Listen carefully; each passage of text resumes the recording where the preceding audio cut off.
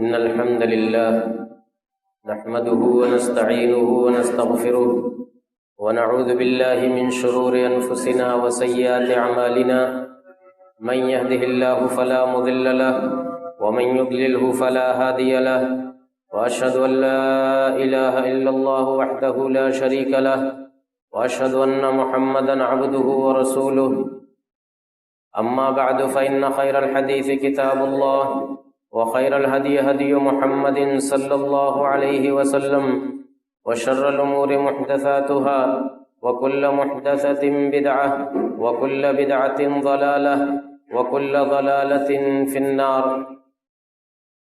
أعوذ بالله من الشيطان الرجيم. بسم الله الرحمن الرحيم. قاف والقرآن المجيد بل عجبوا أن جاءهم منذر منهم فقال الكافرون هذا شيء عجيب أإذا متنا وكنا ترابا ذلك رجع بعيد قد علمنا ما تنقص الأرض منهم وعندنا كتاب حفيظ بل كذبوا بالحق لما جاءهم فهم في أمر مريج أفلم ينظروا إلى السماء فوقهم كيف بنيناها وزيناها وما لها من فروج والأرض مددناها وألقينا فيها رواسي وأنبتنا فيها من كل زوج بهيج تبصرة وذكرى لكل عبد منيب ونزلنا من السماء ماء مباركا فأنبتنا به جنات وحب الحصيد والنخل باسقات لها طلع نضيد رزقا للعباد وأحيينا به بلدة ميتا كذلك الخروج كذبت قبلهم قوم نوح وأصحاب الرس وثمود وعاد وفرعون وإخوان لوط وأصحاب الأيكة وقوم تبع كل كذب الرسل فحق وعيد أفعينا بالخلق الأول بل هم في لبس من خلق جديد. حاضرین جمعہ، جس دین کو اور جس مذہب کو ہم مانتے ہیں اس کی تاریخ بڑی پرانی ہے. 1400 سال سے زیادہ ہو گئے.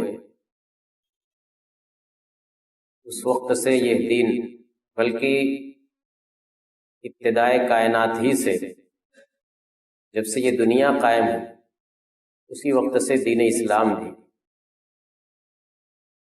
اور انبیاء کے سلسلے کی آخری کڑی جناب محمد الرسول اللہ صلی اللہ علیہ وسلم کو آئے ہوئے 1400 سال سے زیادہ ہو. یہ دین باقی ہے، باقی تھا، باقی ہے، اور انشاءاللہ تا قیامت باقی رہے گا. اس کو مٹانے کی اور اس دین کے ماننے والوں کو ختم کرنے کی کوششیں ہمیشہ ہوئی ہیں، ہر زمانے میں ہوئی ہیں، لیکن اللہ تعالی حفاظت کرتا ہے. ہم لوگ اس وقت جن حالات سے دوچار ہیں اپنے وطن عزیز کے اندر، ان حالات کو دیکھ کر کے ہمیں تشویش میں مبتلا ہونا یہ فطری چیز ہے، یہ کوئی تعجب کی چیز نہیں ہے. لیکن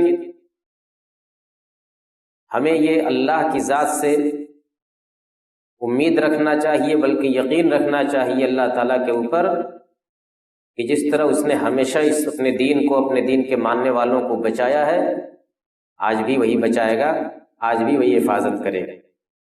لیکن دین تو رہے گا، البتہ دین کے ماننے والے اور دین کی پیروی کا دعویٰ کرنے والے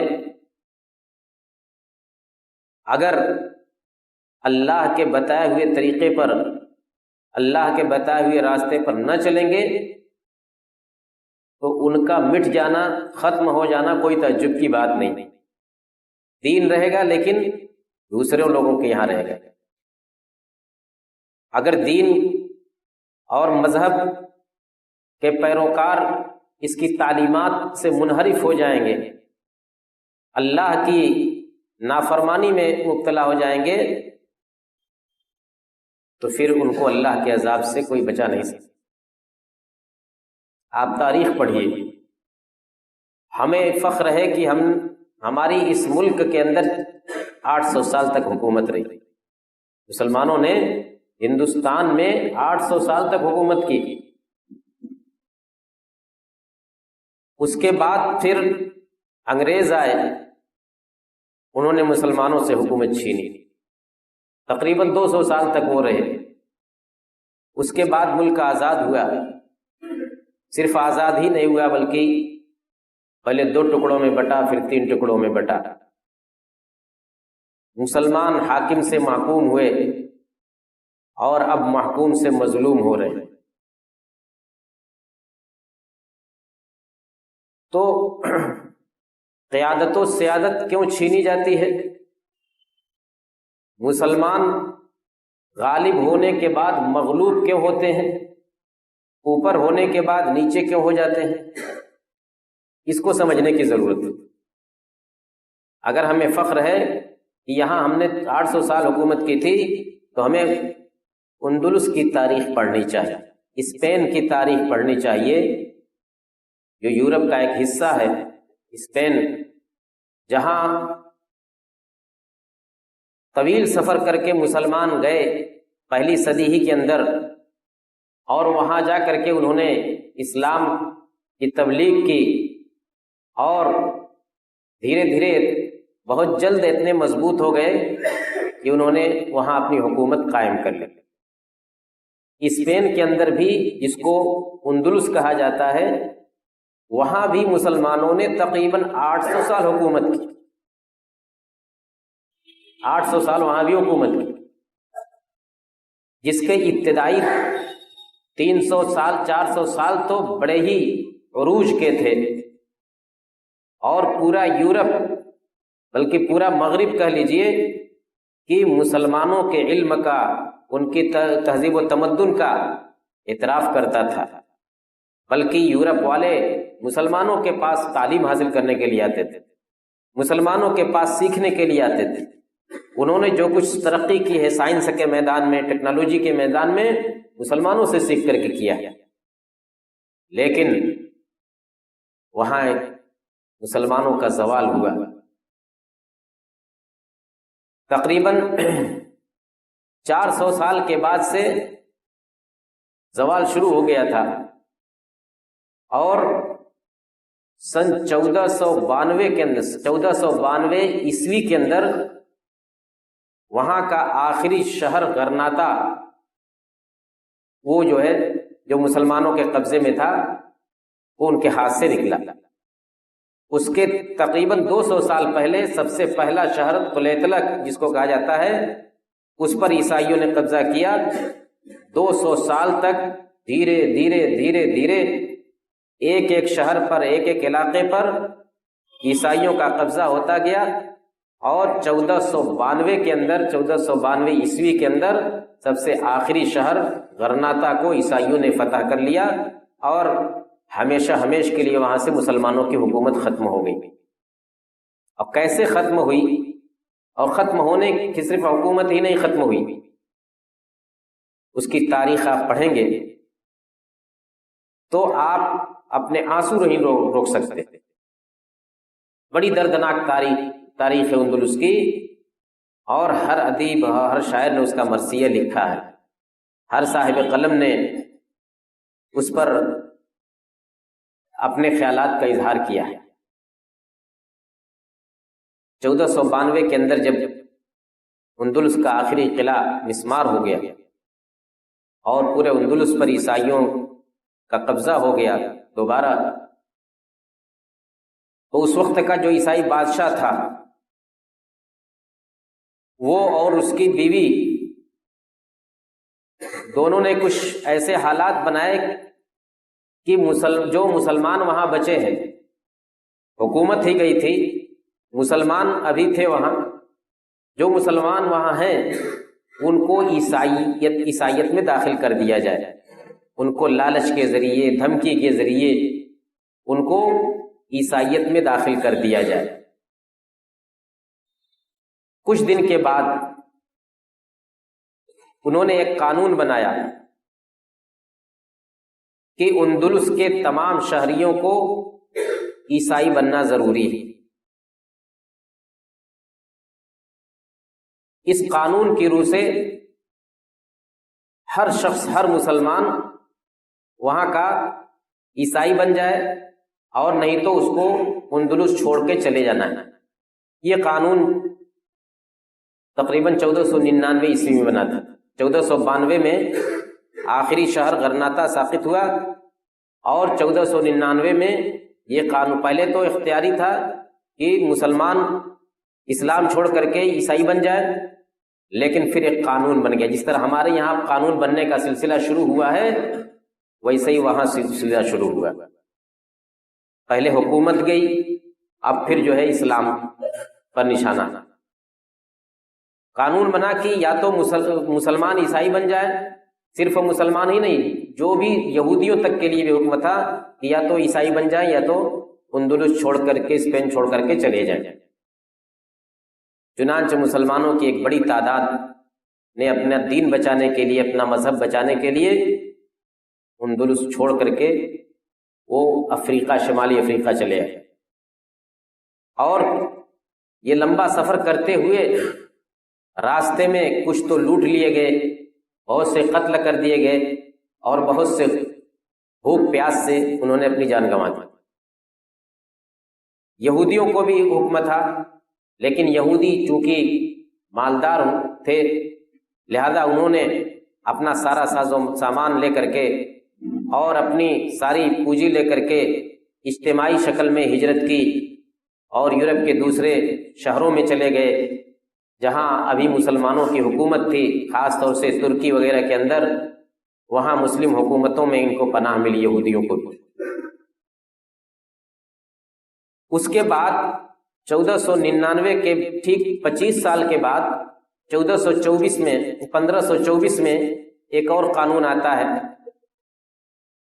کہ مسلمان یا تو عیسائی بن جائیں، اور نہیں تو ان کے لیے اور کوئی شکل نہیں، جو بھی مسلمان وہاں اندلس میں بچے ہیں وہ عیسائی مذہب اختیار کر لیں، یا تو قتل ہونے کے لیے تیار ہو جائیں۔ چنانچہ مذہبی تفتیشی عدالتیں قائم کی گئی، مذہبی تفتیشی عدالتیں، خاص طور سے اسی کام کے لیے عدالتیں قائم کی گئیں۔ ان میں مسلمانوں کو لایا جاتا تھا، ان سے سوال کیا جاتا تھا، ان کا امتحان لیا جاتا تھا۔ اگر وہ عیسائیت کا اقرار کرتے تھے تو ان کو عیسائی مذہب کے مطابق کچھ کلمات پڑھائے جاتے تھے، کچھ بپتسمہ جس کو کہا جاتا ہے وہ کرایا جاتا تھا، اور اگر کوئی عیسائی بننے سے انکار کرتا تھا تو آگ کا ایک الاؤ جلایا جاتا تھا، اس الاؤ میں سب کو جھونک دیا جاتا تھا، سب کو جلا دیا جاتا تھا۔ یہ پوری تاریخ ہے، یہ تاریخ ہے، یہ غیر مسلموں نے بھی اس کو لکھا ہے۔ ایک بڑی تعداد میں مسلمانوں کو اسی آگ میں جلا دیا گیا جنہوں نے عیسائیت قبول نہیں کی۔ پھر انہوں نے دیکھا کہ ہم کتنی بڑی تعداد میں مسلمانوں کو ماریں گے، جلائیں گے، لہذا یہ اعلان ہوا کہ جو مسلمان اپنے مذہب پر قائم رہنا چاہتے ہیں وہ قائم رہ سکتے ہیں، البتہ ان کو مذہبی ٹیکس دینا ہوگا۔ ایک بڑا ٹیکس مقرر کیا کہ اگر آپ مسلمان رہنا چاہتے ہیں تو حکومت کو یہ ٹیکس دے کر کے آپ اپنے مذہب پر قائم رہ سکتے، لیکن بھاری ٹیکس تھا، ہر شخص اس کو ادا نہیں کر سکتا۔ بہرحال کچھ دنوں تک یہ چلا، اور مسلمان پھر بھی اپنا مذہب بچاتے ہوئے اپنے دین پر قائم رہے۔ کچھ لوگ وہ اپنے گھروں میں، کچھ لوگوں نے تو بظاہر عیسائیت قبول کر لیا تھا، کچھ مسلمانوں نے، لیکن اندر اپنے گھروں میں وہ مسلمان رہتے تھے، وہ نماز پڑھتے تھے، جمعہ پڑھتے تھے، قرآن پڑھتے تھے، گھروں میں ان کا نام مسلمانوں والا نام رہتا تھا، احمد، محمد، عبد الرحمن، فاطمہ، لیکن باہر ان کا نام حکومت کے رجسٹر میں ان کا نام ڈیوڈ، جان، فلان فلان اس طرح سے رہتا تھا۔ گھروں میں اپنے بچوں کو قرآن پڑھاتے تھے، لیکن جب اپنے بچوں کو اسکول بھیجتے تھے تو ان کے گلے میں صلیب لگا دیتے تھے۔ اس طرح سے کچھ دن چلا معاملہ۔ پھر اس کے بعد ایک اور قانون آیا، غالباً 1566 عیسوی میں، 1566 عیسوی میں ایک اور شہریت ترمیمی قانون کہہ لیجئے آیا کہ کوئی شخص، اندلس کا کوئی شخص عربی لباس نہیں پہن سکتا، کوئی شخص عربی زبان نہیں بول سکتا۔ اگر کوئی بولے گا، عربی زبان بولے گا یا عربی لباس پہنے گا تو اس کے اوپر بھاری جرمانہ عائد کیا جاتا تھا۔ اس قانون کے آنے کے بعد مسلمانوں کے گھروں کی جانچ پڑتال شروع ہوئی۔ کوئی بھی کتاب عربی زبان کی ملتی تھی، قرآن ہو، حدیث کی کتاب ہو، فقہ کی کتاب ہو، تاریخ کی کتاب ہو، کوئی کسی موضوع کی کتاب ہو، اگر عربی زبان کی کتاب ہے تو اس کو ضبط کر لیا جاتا تھا۔ ایک بڑی مقدار میں کتابیں ضبط کر کے وہاں ایک چوک پر لے کر کے جلائی جاتی تھی۔ بڑی قدیم اور نایاب نایاب کتابیں تھیں جنہیں جلا دیا گیا، اور مسلمانوں کے اوپر پابندی لگا دی گئی۔ یہاں تک کہا گیا کہ جمعہ کے دن مسلمان اپنے گھروں کا دروازہ کھولے رکھیں گے، کیونکہ مسلمان جمعہ کے دن چھپ کر کے اپنے گھروں میں جمعہ کی نماز پڑھتے ہیں۔ تو آرڈر ہوا کہ جمعہ کے دن تمام مسلمان اپنے گھروں کا دروازہ کھولے رکھیں۔ بہت سارے مسلمان جو بظاہر اپنے آپ کو عیسائی ظاہر کرتے تھے لیکن اندر سے مسلمان ہوتے تھے، یہ بھی وہاں اعلان یا یہ اس چیز پر عمل تھا کہ دیکھا جاتا تھا اگر کوئی جمعہ کے دن غسل کر لیا تو کہتے تھے کہ یہ مسلمان ہے۔ یعنی آپ غور کیجئے کہ کس کس طرح سے مسلمانوں کو نشانہ بنایا جاتا تھا کہ جمعہ کے دن اگر کسی نے غسل کر لیا تو اس کا مطلب یہ کہ وہ مسلمان ہے، تبھی اس نے جمعہ کے دن غسل کیا ہے، اب مسلمان ہونے کے ناطے اس کو نشانہ بنایا جائے گا۔ اس طرح سے کچھ دنوں تک یہ سلسلہ چلتا رہا۔ آخر میں سن 1604 عیسوی میں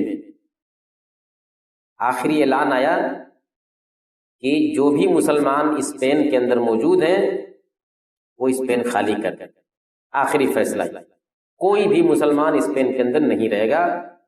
غور کیجئے 1604 عیسوی میں آخری مسلمانوں کا آخری شہر غرناطہ یہ ان کے ہاتھ سے گیا تھا 1492 عیسوی میں، اور پھر 15ویں صدی 16ویں صدی اور جب 17ویں صدی شروع ہوتی ہے 1604 میں آخری قانون پاس ہوتا ہے کہ مسلمان اندلس خالی کر دیں کلی طور پر۔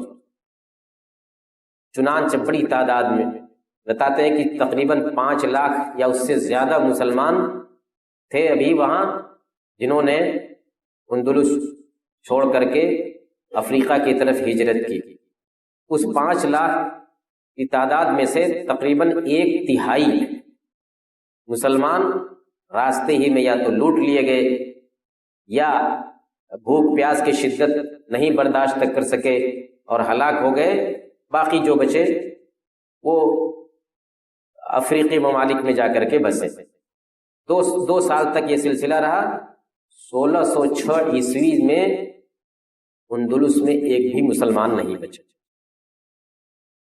میرے بھائیوں، اللہ تعالیٰ کہتا ہے کہ اولم یسیروا فی الارض فینظروا کیف کان عاقبۃ الذین من قبلہم، کہ کیا لوگ زمین میں سفر نہیں کرتے، دیکھتے نہیں جا کر کے کہ پہلے کے لوگوں کا انجام کیا ہوا تھا۔ یہ بات تو مشرکین مکہ سے کہی گئی تھی جب وہ اللہ کے نبی صلی اللہ علیہ وسلم کی دعوت کا انکار کر رہے تھے، تو اللہ تعالیٰ ان کو کہہ رہا تھا کہ ارے جا کر کے دیکھو تم سے پہلے کی قومیں، قوم عاد، قوم سمود، قوم نوح، قوم فرعون، یہ سب کیسے ہلاک ہوئیں۔ لیکن یہ آیتیں آج ہم لوگوں کو مخاطب کر رہی ہیں کہ زمین میں جا کر کے دیکھو کہ تم جیسے مسلمان تھے اور وہ کہاں گئے، کیا انجام ہوا ان کا اور کیوں ایسا انجام ہوا۔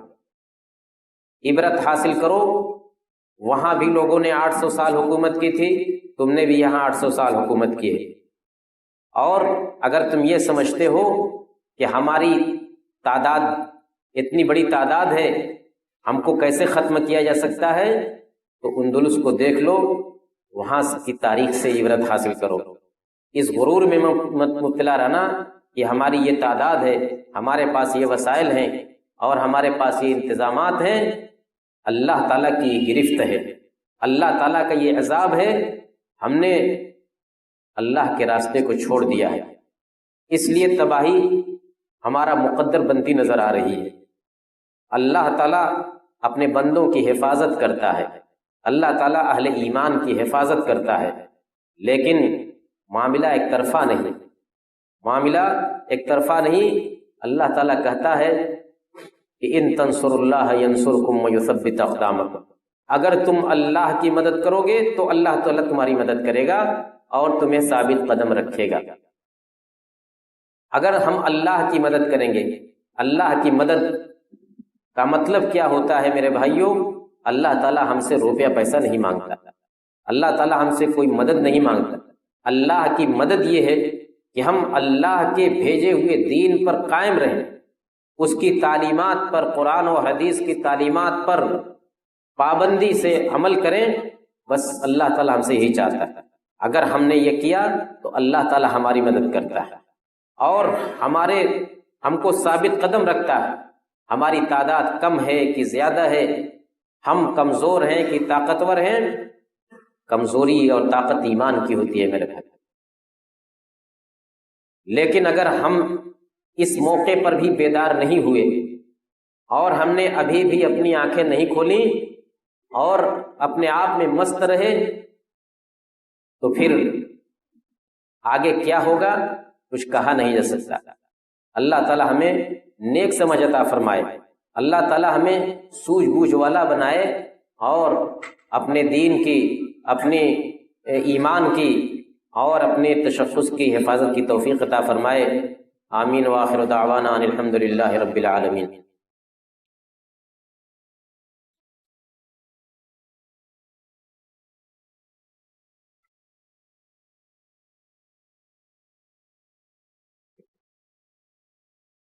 الحمد لله نحمده ونستعينه ونستغفره ونعوذ بالله من شرور أنفسنا وسيئات أعمالنا، من يهده الله فلا مضل له ومن يضلله فلا هادي له، وأشهد أن لا إله إلا الله وحده لا شريك له، وأشهد أن محمدا عبده ورسوله، أما بعد۔ ان حالات میں ہمارے بھائیوں، جیسا کہ میں نے عرض کیا کہ ہمیں اپنے اندر بیداری لانے کی ضرورت ہے۔ اتنا سب کچھ ہو رہا ہے، مسلمان غیر مسلم سب لگے ہوئے ہیں اس لڑائی میں، لیکن ہم یہ دیکھ رہے ہیں کہ ہمارے اندر کوئی بیداری، کوئی تبدیلی نہیں آئی۔ ہم جہاں تھے وہیں ہیں، ہمارے معمولات میں کوئی فرق نہیں آ رہا ہے۔ سب لوگ بیدار ہیں لیکن ہم سو رہے ہیں، دوسرے لوگ ہماری لڑائی لڑ رہے ہیں۔ یہ کب تک چلے گا؟ ہمیں کیا کرنا ہے؟ ہم میں سے ہر شخص اپنی جگہ مست ہے، کمانا، کھانا، موج مستی کرنا، جس حالت میں جو ہے وہیں پڑا ہے۔ مسجدوں میں ایک مصلی کی تعداد نہیں بڑھی، ہمارے معمولات میں کوئی تبدیلی نہیں آئی۔ یہ کوئی الزام نہیں ہے میرے بھائیوں، ہمیں نہیں معلوم کہ ہم کس دن کا انتظار کر رہے ہیں۔ کیا ہم نے آسام میں نہیں دیکھا کہ گھروں کے دروازے توڑ توڑ کر کے بہو بیٹیوں کو گھر میں سے نکالا جا رہا ہے؟ آپ کے کاغذات کوئی کام نہیں آئیں گے۔ اگر آپ کو فخر ہے کہ ہمارے پاس اپنی شہریت ثابت کرنے کے لیے سارے دستاویزات موجود ہیں، تو آپ دھوکے میں ہیں، آپ دھوکے میں ہیں۔ وہاں ہندوستان کے صدر جمہوریہ کے خاندان تک کو نہیں بخشا گیا، کیا ان کے پاس کاغذات نہیں رہے ہوں گے؟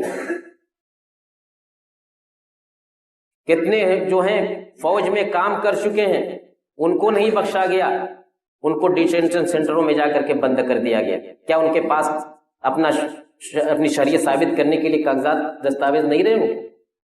معاملہ یہ نہیں ہے، معاملہ یہ ہے کہ آپ کو نشانہ بنانا ہے، آپ کو ہر حال میں یہاں سے ملک سے آپ کو نکالنا ہے۔ اور یہ عذاب اللہ تعالیٰ کا یوں ہی نہیں آتا، اللہ تعالیٰ کا عذاب ہے یہ ہمارے اوپر، یہ یوں ہی نہیں آتا، لیکن ہماری آنکھ اب بھی نہیں کھل رہی ہے۔ ہم جس حالت میں ہیں اسی حالت میں لگے ہوئے۔ اگر حکومت کہہ رہی ہے کہ ہم 1 انچ نہیں ہٹیں گے، تو گویا ہم بھی کہہ رہے ہیں کہ ہم بھی اپنے حالات میں 1 انچ تبدیلی نہیں لے آئیں، ہم جس حال میں ہیں وہیں پڑے رہیں۔ اب معلوم نہیں اس سے زیادہ کس برے حال کا ہم انتظار کر رہے ہیں میرے بھائی۔ ہوش میں آئیے، نوجوان کہاں ہیں؟ ہمارے بزرگ کہاں ہیں؟ ہمارے قائدین کہاں ہیں؟ ہمارے پڑھے لکھے لوگ کہاں ہیں؟ کب ہم اپنے اندر بیداری لائیں گے؟ کب ہماری مسجدوں میں تعداد بڑھے گی مصلیوں کی؟ کب ہمارے شادی بیاہ میں سے خرافات ختم ہوں گے؟ کب ہم ظلم و زیادتی کرنا بند کریں گے؟ کب ہم سود خوری سے توبہ کریں گے؟ کب ہم اپنے معمولات میں تبدیلی لائیں گے؟ اب اس سے بھی کوئی برا وقت آ سکتا ہے، آئے گا، اللہ نہ کرے کہ وہ وقت آئے، لیکن آ سکتا ہے میرے بھائی۔ قل ما یعبأ بکم ربی لولا دعاؤکم، اللہ تعالیٰ کہتا ہے کہ اگر تمہاری دعا نہ رہے تو اللہ تعالیٰ کو تمہاری کوئی پرواہ نہیں۔ دعا بھی کیجئے اور اپنے گھر کی، اپنے معاشرے کی اصلاح بھی کیجئے، اور زمینی جو کارروائیاں ہیں وہ بھی کیجئے، دستاویزات بھی صحیح کرائیے، احتجاجات بھی کیجئے، قانونی کارروائی بھی کیجئے، سب کچھ کیجئے، لیکن اللہ سے اپنا معاملہ ہم بگاڑ کر کے رکھیں گے تو یہ ساری محنتیں ہماری برباد چلی جائیں گی۔ ہمارے کتنے بھائی اسی تحریک کی وجہ سے قید و بند میں مبتلا ہیں، ہمیں کوئی فکر نہیں، وہ کیوں قید و بند میں مبتلا ہیں، ان کے گھر کے کیا مسائل ہیں، ان کے اپنے کیا مسائل ہیں۔ ہماری لڑائی لڑتے ہوئے وہ جیل کی سلاخوں کے پیچھے ہیں، لیکن ہمیں اس سے کوئی فرق نہیں پڑتا۔ کتنے لوگ ہیں جو ٹھنڈک کھا کھا کر کے بیمار ہو رہے ہیں، لیکن ہمیں اس سے کوئی فرق نہیں پڑتا۔ کتنے لوگ ہیں جن کے اوپر ظلم و بربریت کی انتہا کر دی گئی اور کی جا رہی ہے، لیکن ہم اپنی جگہ پر مست ہیں، ہم مگن ہیں کہ چلو ہم تو ابھی محفوظ ہیں۔ اللہ تعالیٰ ہمیں صحیح سوچ اور صحیح سوجھ بوجھ عطا فرمائے۔ اللہ تعالیٰ ہمیں اپنے دین کی حفاظت کی توفیق عطا فرمائے۔ اللہ تعالیٰ ہمیں ہر طرح کے برے انجام سے محفوظ رکھے۔ اللہم اعز الاسلام والمسلمین، اللہم اعز الاسلام والمسلمین، اللہم اعز الاسلام والمسلمین واخذل الکفرة والملاحدة والمبتدعة والمشرکین، اللہم الف بین قلوبنا واصلح ذات بیننا وانصرنا على عدوك وعدونا، اللہم فرج هم المہمومین ونفس کرب المکروبین واقض الدین عن المدینین واشف مرضانا ومرضى المسلمین وفك أسر المأسورین وفك أسر المأسورین برحمتك يا أرحم الراحمين۔ اللهم لعن الكفرة الذين يصدون عن سبيلك ويكذبون رسلك ويقاتلون أولياءك، اللهم خالف بين كلمتهم، اللهم شتت شملهم ومزق جمعهم وخالف بين كلمتهم وزلزل أقدامهم وخرق بنيانهم ودمر ديارهم وأنزل بهم باسك الذي لا ترده عن القوم المجرمين. اللهم أحصهم عددا واقتلهم بددا ولا تغادر منهم أحدا. اللهم أرنا فيهم عجائب قدرتك. اللهم خذهم أخذ عزيز مقتدر. اللهم عليك بهم فإنهم لا يعجزونك. اللهم عليك بهم فإنهم لا يعجزونك. اللهم إنا نجعلك في نحورهم ونعوذ بك من شرورهم. ربنا لا تجعلنا فتنة للقوم الظالمين ونجنا برحمتك من القوم الكافرين. سبحان ربك رب العزة عما يصفون وسلام على المرسلين والحمد لله رب العالمين.